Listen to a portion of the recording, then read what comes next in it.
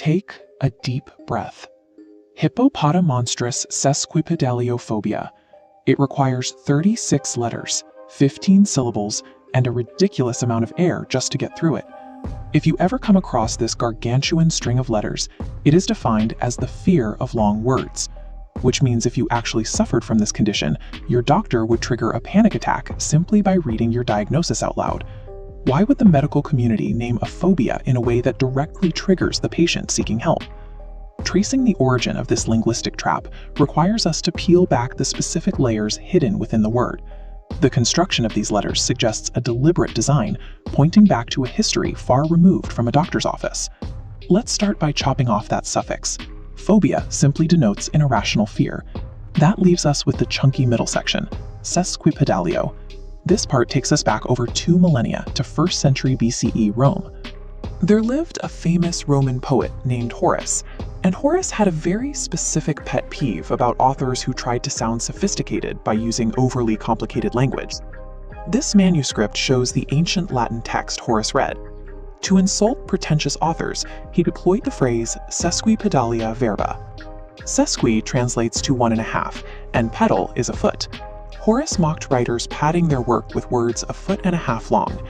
The foundation of this word was originally a highbrow literary insult, rather than a clinical diagnosis. If you stick Horace's ancient insult together with our modern suffix, the math doesn't add up.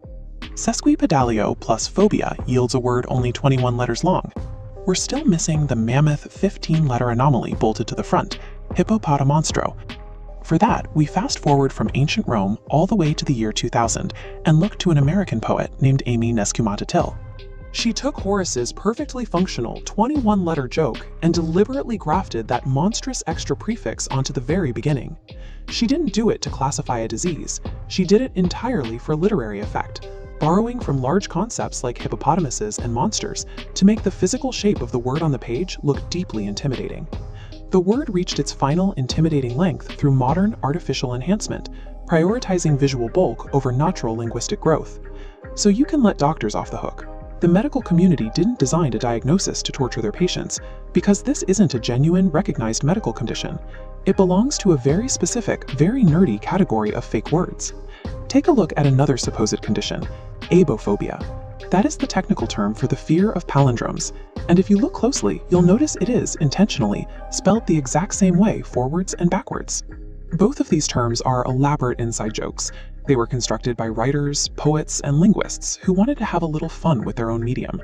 A 2,000-year-old Roman complaint was picked up, dusted off, and stretched into a 36-letter punchline, serving as a reminder that language is often just a playground for those who use it.